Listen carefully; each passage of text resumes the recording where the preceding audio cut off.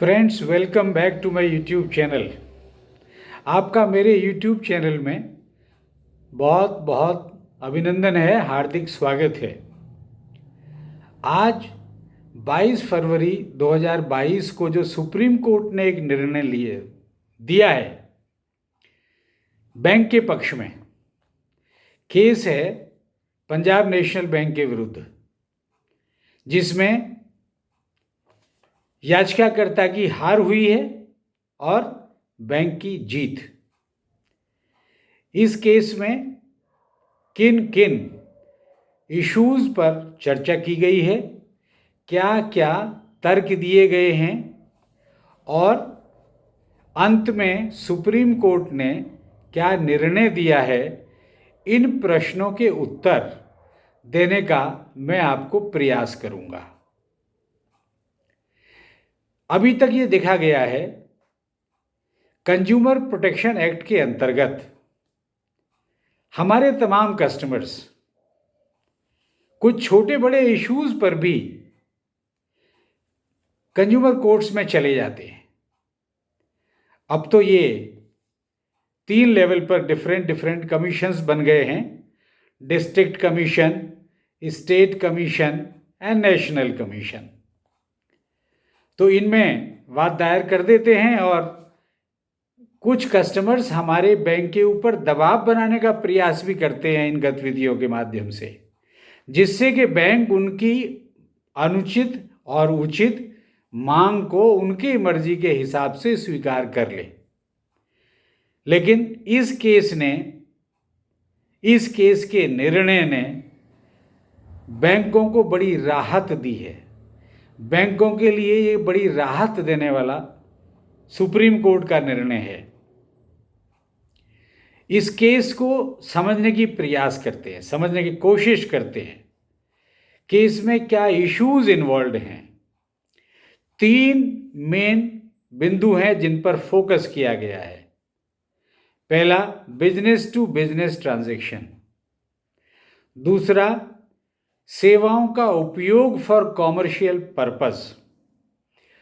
तीसरा, याचिकाकर्ता या एपीलेंट कंज्यूमर की डेफिनेशन में as per the provisions of the consumer protection act cover होता है या नहीं होता है। और तीनों ही महत्वपूर्ण बिंदु हैं। नेशनल कमीशन अर्थात national consumer dispute redressal commission ने याचिकाकर्ता की याचिका को, उसके कंप्लेंट को खारिज कर दिया, रद्द कर दिया, ये मानते हुए कि as per the provisions of consumer protection act याचिकाकर्ता, शिकायतकर्ता कंज्यूमर की डेफिनेशन में नहीं आता है। क्यों नहीं आता है? क्योंकि ट्रांजैक्शन बिजनेस टू बिजनेस है और ट्रांजैक्शन का पर्पस कॉमर्शियल पर्पस है। इसमें कहीं से भी ये बात सिद्ध नहीं होती कि शिकायतकर्ता ने बैंक सेवाओं का उपयोग अपनी आजीविका कमाने के लिए स्वरोजगार के माध्यम से किया है, ऐसा सिद्ध नहीं होता है। अतः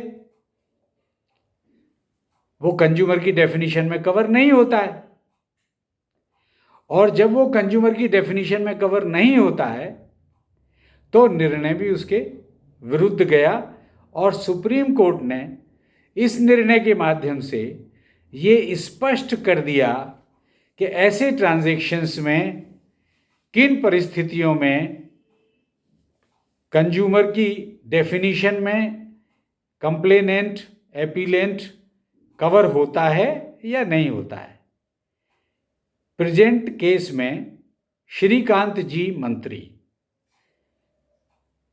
जो एक स्टॉक ब्रोकर हैं, उन्हें आप शेयर ब्रोकर भी कह सकते हैं, पंजाब नेशनल बैंक से उन्होंने ओवरड्राफ्ट की फैसिलिटी ले रखी है और वो पंजाब नेशनल बैंक के विरुद्ध और नेशनल कमीशन के निर्णय के विरुद्ध सुप्रीम कोर्ट में जाते हैं और ये याचिका करते हैं कि बैंक को आईटीसी लिमिटेड के 3,75,000 shares along with the dividend due on them लौटाने का निर्देश दिया जाए।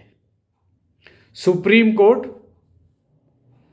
उनके ऊपर ये दायित्व निर्धारित करता है कि आप सिद्ध करें कि आपका ये ट्रांजैक्शन कॉमर्शियल पर्पस के लिए है, लेकिन ये आपकी आजीविका कमाने के लिए है। किस माध्यम से? Bye means of self employment. और वो बहुत से श्रीकांत जी मंत्री बहुत से तर्क देते हैं ये सिद्ध करने के लिए कि वो कंज्यूमर की डेफिनेशन में कवर होते हैं। लेकिन अंततः जब सारे इश्यूज पर सुप्रीम कोर्ट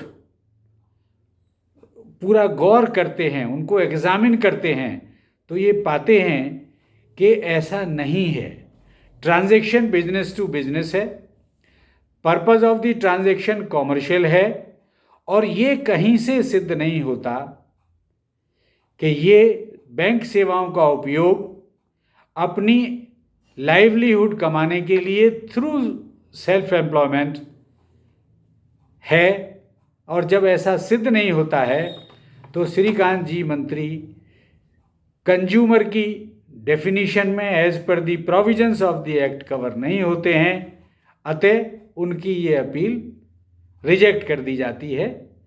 और ये फैसला बैंकों के हित में है, और ये आगे के लिए, क्योंकि सुप्रीम कोर्ट का निर्णय है, तो सुप्रीम कोर्ट के निर्णय अपने आप में एक प्रेसिडेंट बन जाते हैं और उनकी रूलिंग्स दूसरे केसेस में भी कोर्ट की जा सकती हैं। तो अननेसेसरी जो लोग बैंकों के खिलाफ कंज्यूमर कमीशंस में जाते हैं दबाव बनाने के उद्देश्य से, और उस समय उनकी जो नीयत होती है वो बहुत साफ नहीं होती है, तो ऐसे केसेस पर एक रोक लगेगी, लगाम लगेगी। ये केसेस कम होंगे। लोग सोच समझकर ही, जहाँ पर उन्हें आशा होगी कि उनका ये केस सुप्रीम कोर्ट के एग्जामिनेशन में खरा उतरेगा और उनके पक्ष में निर्णय आएगा, तभी वो जाने का प्रयत्न करेंगे, अर्थात वो नहीं जाएंगे। मुझे आशा है कि ये आपको मेरा वीडियो पसंद आएगा। आप इस पर अपने सुझाव कमेंट बॉक्स में मुझे दे सकते हैं। आप मेरे वीडियो को लाइक ज़रूर करें, इस पर कमेंट्स करें, पक्ष में करें या विपक्ष में करें। और अभी तक आपने अगर मेरे चैनल को सब्सक्राइब नहीं किया है तो मेरा आपसे अनुरोध होगा कि आप मेरे चैनल को तुरंत सब्सक्राइब करें, जिससे आपको बैंकिंग से related up to date information समय समय पर मिलती रहे। आपका मुझे ध्यान से सुनने के लिए, पूरा वीडियो वॉच करने के लिए बहुत बहुत आभार, हार्दिक धन्यवाद। Thank you very much.